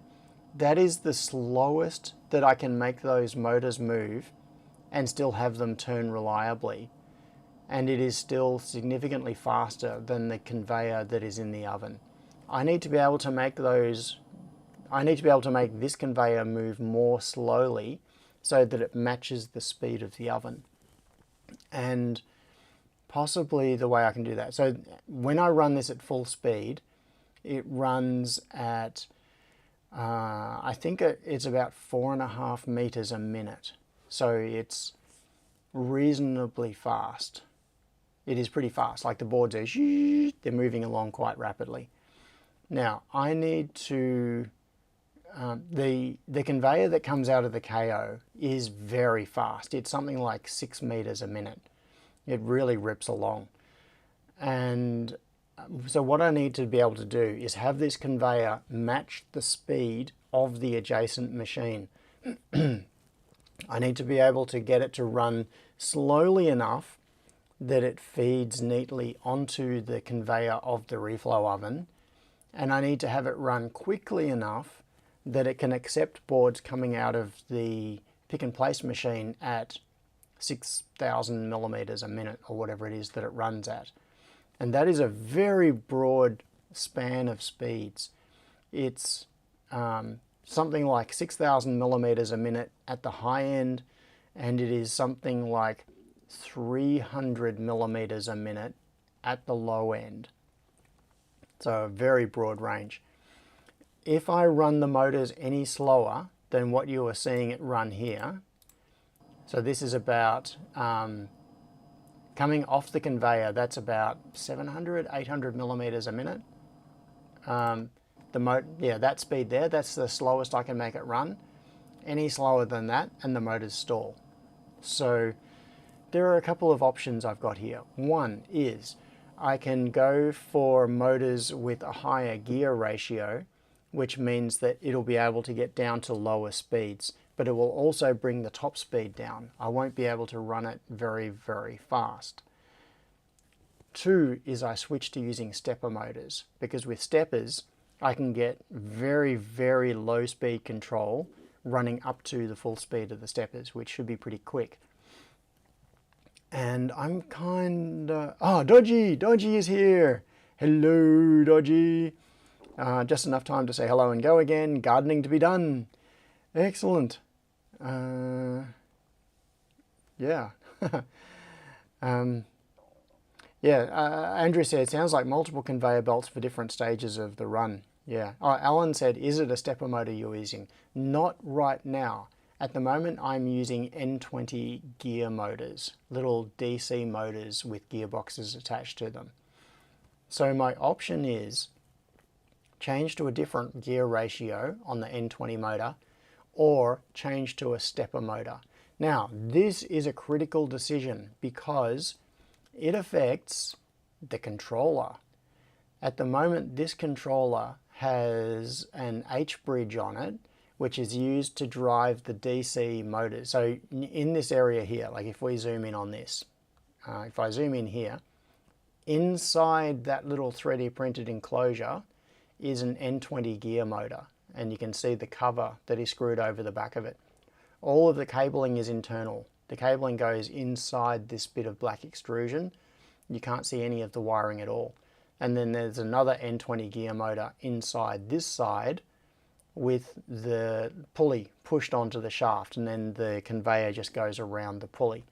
So using these N20 gear motors is a very elegant solution mechanically, because it's all concealed. You can't even tell that they are in there. They're just inside the body of the end cap. What I could do is switch those to being little steppers, like N8 steppers or whatever they are, the little ones. And that would give me good low speed control, but that means that the controller, so the control board itself, why can't I zoom? Zoom. The trackpad is not, no. Why can't you zoom? I don't know. Trackpad, there we go. Now it wants to work. So, now it stopped again. What is, okay, now it's working again. Dumb. Anyway, the controller currently has an H-bridge. What I would have to do is change it to have a stepper driver so that I could control stepper motors. And at the moment, I don't know, I'm totally undecided. One thing that's annoying about these little N20 gear motors is that when you're running them at low speeds, they whine. So when this is running, it's constantly got this whine Outside noise. the box said, next project, Jono builds a trackpad. Haha, don't say that. Don't say that. No, trackpads are magic. The fact that they work at all is a miracle. So if I'm going to redesign, yeah, I'm kind of stuck on this project because I need to know if I'm going to switch over to the Plus version of the touchscreen. I'm also kind of tempted to ditch the touchscreen entirely and just have a controller with no interface on it that is controlled entirely through MQTT or CAN bus, and just use a tablet as the interface. I could get a little tablet and just throw up a UI on that. It could even just be like a Node-RED dashboard UI, and then you can just have the tablet and move it around and tap on it and control the conveyors that way, not have it physically attached to the conveyor. Wagon Load says, run the motors faster and use reduction pulleys to slow it down. Yes, reduction pulley. So you're talking about an extra step down gear, essentially. It's like changing the gear ratio is effectively what it is. It's taking the existing output shaft of the gearbox and then running it into another thing. So instead of having the pulley, all right, I'm going to switch that and then, yeah. So instead of having the pulley just directly on the output shaft of the gearbox, have the output shaft drive a little pulley and then drive this or something. Lower diff ratio, yeah. A reduction hub. Yeah, but you can also just buy these N20 motors in different ratios. This particular one, like if I go to, if I go here and then go to N20, the pop-ups annoy me. N20 gear motor, pop-ups on AliExpress are so annoying. So if I come to here and go to, I don't know, I'm just going to pick one. I haven't even looked. Pete said, pulley inside a rubber chicken. Yeah, look at this. So we've got, you can just order them with different ratios. I think the ones I've got are 120 RPM or maybe they're 100 RPM. I'd have to look them up. It's probably 100 RPM, but I could just go for a 200 RPM or a 60 RPM. So what I would do is just switch to, say, a 60 RPM motor. The motor is identical, it just means that the gear ratio is slightly different. And then it would just run slower. It would be as simple as that. Just swap out that motor, replace it with that one. No other changes, and now I've got better low speed control. Or even like 50 RPM. So that would be a lot easier than redesigning mechanically to add an extra thing on the output as a gear reducer. I would rather stick to just driving this directly and simply use a different ratio gear motor. Solve the problem. More torque, lower speed, but it brings down the top speed. So instead of being 4,500 millimeters a minute, which I can currently achieve, it would bring it down to like a bit over 2,000 millimeters a minute. Crispin asked to say, how long is a sub $5 motor with gears going to last? How long is a sub 5 motor with gears going to last? Alan says, put in a NEMA 11. Yeah, that's the sort of thing I was thinking of. Like the little steppers that I used for the rotation of the nozzles on the Mickle Make It pick and place machine. They were little, I think they were NEMA 8s. So now, NEMA 8, ideally I'd like to go even smaller. NEMA, stepper online, Yeah, something like these, NEMA 8s. Are they on... I'm sure they'd be on AliExpress as well. This is a much more complicated AliExpress. Now I've got to remember. Okay, I've got to activate the lower overlay. And then I've got an arrow. Yes. Sorry, the novelty of the keyboard is still it's still a novelty for me. Yeah, way more expensive, obviously. But I don't know, I'm just going to pick this one. Say NEMA 8. I don't know what these differences are. I'll probably power. So that'd be size of the, that'd be the length in millimeters. 24 millimeters, 34, 40, 50 millimeters. And corresponding torque figures, etc. So I could go for a NEMA 8. 0.8 amp, 1.8 degrees, so pulling 800 milliamps, up to 800 milliamps, even when they're not doing anything. The power requirements would go up significantly because I'd be running two of these, one on each side of the, like one for the front rail, one for the back rail. 3.6, where is it? Where's the little one? Yeah, the 20HS24. I'd probably go for something like this one. Detent torque, 0.01 Newton centimeters. Yeah, it would probably do. So that's the decision point that I'm at right now. I am totally rethinking the control scheme for the conveyor. And either I just don't know.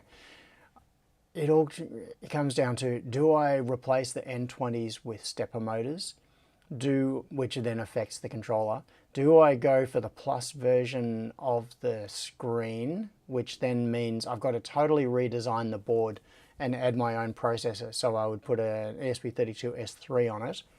Or do I do a controller that has no screen and then I just use a tablet, like a cheap tablet that would let me select. I could control all of the devices from the same tablet. I could pick which conveyor I want to talk to, etc. Alan says, yeah, you can just leave them unenabled when they're not needed to run. That's right. So just power down the steppers when they're not actively moving. Andrew said, do you have enough length to have 3 conveyor segments, one for receiving from the KO, can stack boards, one for inspection, one for output to the oven? Yes, that is what I was planning to do. So instead of having one massive conveyor that runs the length of that table, it would be in multiple segments. In fact, probably in 4 or maybe even 5 segments. And that will allow queuing of boards much more effectively as well. Some call it fun, said. Is there benefit in completing this version 1 and adjusting based on what you learned? That is a very wise suggestion. Yes. Effectively, to complete this version 1, all I need to do is put a case on it. That's it. Like, this is now fully functional. Hang on. Apart from the screen not working, like, I'm not driving the screen at all. There's nothing displayed on it. I am totally controlling this using MQTT. And through Wi-Fi is the way I've been testing this. And I can also use G-codes over CAN bus. And I can, if I plug a computer into the USB port, I can use G-codes over serial terminal. I am not using the screen at all. It's a total waste to me right now. And so what would be involved in completing this is designing an enclosure and 3D printing it so that I can mount this on the front. So what you see now is the controller hanging off the front, just sitting on the bench, but it is 100% functional as it is right now. I can put boards on it, I can run the different modes, it detects the boards in the right locations, it feeds them on when required. It works. It just doesn't look good because the controller is hanging off the front. But what stopped me is the idea that there is no point continuing with this if I'm going to have to totally redesign the controller anyway. But you are right. What I should probably do is just bite the bullet, finish and design an enclosure for the current design and mount it, just to make it neat. And then I can use it like that while I think about all of the redesign tasks that I need to do next. Yes. Andrew said, so different speed motors for different segments, as long as they can run at the same speed for the handover. Exactly. So one of them might have a speed range of, say, 300 to 2000 millimeters a minute. Another one might have a speed range of 900 to 6000 millimeters a minute, but there is overlap in the middle, so they can run at the same speed when they're doing a handover between them. That's the important thing. Yeah, that is exactly what I was thinking. That's the track I was going down. Stephen says, I think a Lego Technic gearbox could fix this. Yes. Yeah, I think you're right. Now, it is lunchtime. And Pete said lunchtime. Yes, Pete, you are absolutely right. And I have only got onto the third thing on the list, which is the conveyor. So this is a big thing, review controller design. This is the thing is that I've got, make the screen usable. I have something that is usable now, but I think I'm going to have to treat this as a learning experience and redesign it from scratch. That is where I'm at with it. So, all right, I'm going to show you something. I'm going to show you the current state of the split keyboard. So I'm going to move this over here. I'll move that out of the way. I don't know if you're going to be able to see all of this. No, you're not. Not even close. Okay, I'm going to try zooming way out with the overhead camera. How far can it zoom out? Oh yeah, it can zoom to there. That's good. That gives you enough view, so I'll just move that out of the way. I'll plug this into the hub, and it starts up. You can see it comes up with QMK firmware displayed on there. Now, the way I have been using this, I'm going to put this so that it's just in the field of view. I have that in the middle, so I have the space mouse in between, and then I have these positioned approximately like that. So that is the current state of my keyboard. Just bring myself back on. Okay, so this is the current state of the Softplay Chalk split keyboard, and it's a bit hard to see at the moment. But if I say Tipper plus now. I'm going to turn that off. Alexa, turn off the office lights. If I do this, you'll start seeing some of the RGB magic happening there as well. So you can see that it's doing like a rainbow scan pattern across. Now, okay, a couple of observations. I'm not going to go into this in great detail now because I'll do more keyboard wrap-up stuff later on another stream, and also I've got to revisit Pancake Legends keyboard. So this is the natural typing position for me. What you can't really see from this view looking straight down is that it is tented. So the inside edge is higher than the outside edge. It's all angled. And the way I've done that is that I've stuck foam, that self-adhesive foam, which is stuck onto that inside edge. Typing more accurate. Yeah, they definitely do. So the whole keyboard is angled up in the middle as well, and that puts it at a nice ergonomic angle. I'm going to go in a second. I'm not really going to continue with this much longer, but the important thing is, okay, so I've got volume control on this knob. If I press that in, that's muting my computer. So that I don't have I don't have the knob on it. So this knob, this is an encoder as well. So there are two rotary encoders, which are also buttons. This one is volume and mute. This one is play pause. Then I've got space bar under the right thumb. Unless you need a plus. Unless I need a plus, then I am screwed. And I've got enter under the left thumb. So one observation out of this is in theory, I liked the idea of putting enter under my left thumb, like having it as a thumb instead of off to the pinky, because normally enter is on your right pinky finger off to the side of the keyboard, and you reach across for it each time you need to use it. It's not naturally under a finger. You have to reach for it. And so I thought the idea of having enter under the left thumb would be really good, and that it would make it easier because you don't have to reach. But that it would be probably really difficult to reprogram my brain because I'm so used to going for the enter key with my right pinky finger. But I liked the idea in theory. I just thought it would be hard. Okay, turns out it's awesome.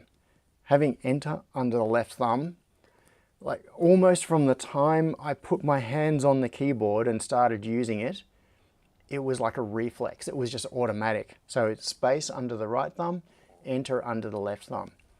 And so if I'm typing, like where is my focus right now? I'm just looking across at my computer at what what I am.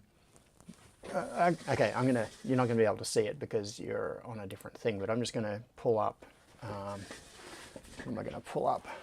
Sublime text. Yeah, so, yep, Sublime text, that'll do, okay. So, and as you can see, it's Dvorak layout. So I've got all the vowels under my left hand. I've got common consonants under my right hand in the home row positions. So what I found is that if I'm typing on here, now I'm not happy with the position of the shift. That is annoying. I've really got to reach. So if I want to do a capital I, for example, I have to spread my left hand. So pinky there for shift and there for I.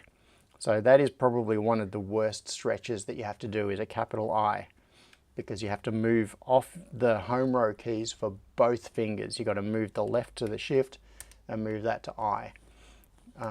Also, I've put backspace under my right thumb. So this is backspace. So that's forward space, backspace, and then I've got enter.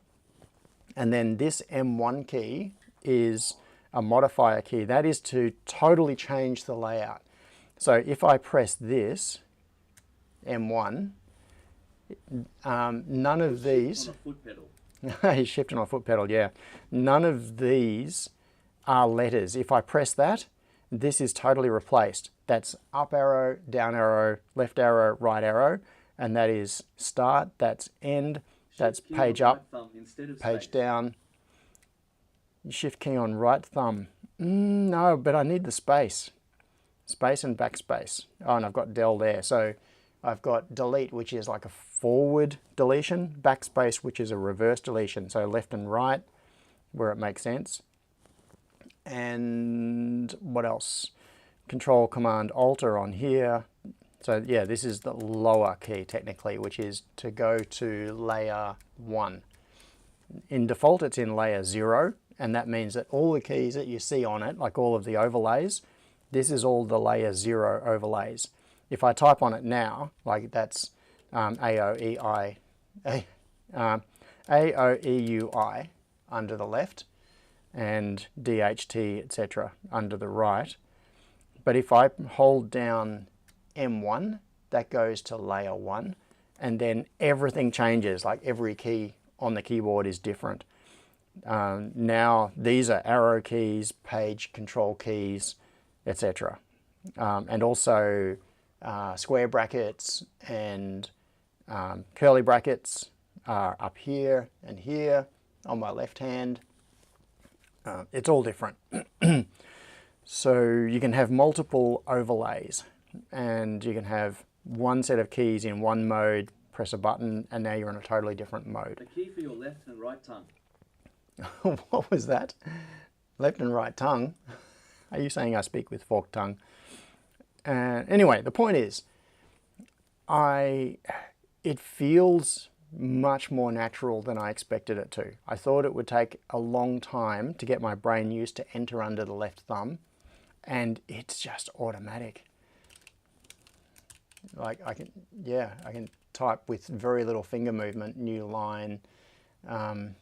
It's automatic. Enter. Yeah, it just flows nicely. It's very, very cool. So Some callers that once is, said, would be nice if mode changed RGB.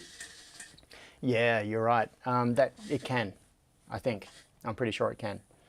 So there is, there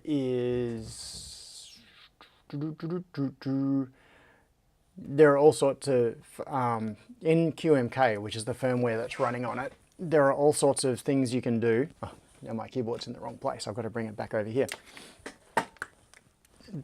There are all the normal keys that you can do, like characters and stuff, but there are also special QMK function keys, including all of the RGB control. It's all dynamically controllable, and you can have the lighting change based on modes and overlays and updated from other sources or whatever. It's very flexible. Oh, Stephen says, add Freetronics redirect to this list. Yes. Okay, so what I'm going to do is inventory, Freetronics wind up, and oops, yeah. See, I'm still I'm still figuring out where keys are. Tab, that's tab. Okay. So what am I going to do? Move all stock to Superhouse, and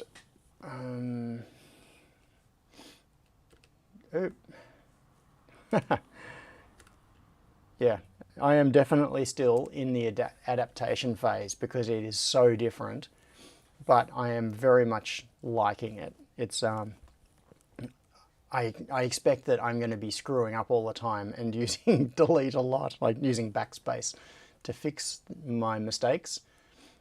But overall, it feels good. And I think as my brain starts to adapt to the different locations of keys, it'll all work out well. The backspace is the one that I really have to think about because it's totally different location, being under the right thumb next to space. Redirect links to SHA site. Yep. Okay. It hasn't any key. Yeah, so review controller design for the Plus version. This is the whole big thing. Review future code from Austin, make the screen useful, assemble extra chassis. So yeah, there's more stuff for me to do. What I'm going to do here is add design enclosure. Includes. I keep bumping against the mouse too. I've got to get used to a slightly different desk organization because my mouse is now closer. At Michael Wise. What did Michael say? Where are we? What was that blank key near tab on the left side? Oh, yeah, that one is tilde and tilde and something else. I'll press it and find out. Yeah, it is backtick and tilde. And I don't have a keycap for it, so I just put a blank one there. Design enclosure for current controller. No, not that one. I've got to get semicolon without looking down. There we go, space and space. All right, design enclosure for current controller. Yeah, the keycaps that are on this keyboard at the moment are not the ones that I actually want. These were a cheap set of keycaps from AliExpress. They're not bad, but it is a very limited set of keys. It didn't come with a full, like all of the keycaps. And so I got these just because I needed some keycaps. The ones that I want are out of stock at the moment. I'm waiting for the proper keycaps that will go on this keyboard and that will have everything on it. So I guess that's where it is. Cleanish room, seal room, compressed air dryer. How about I do rotate, come on. Rotate machines and seal room. Yep.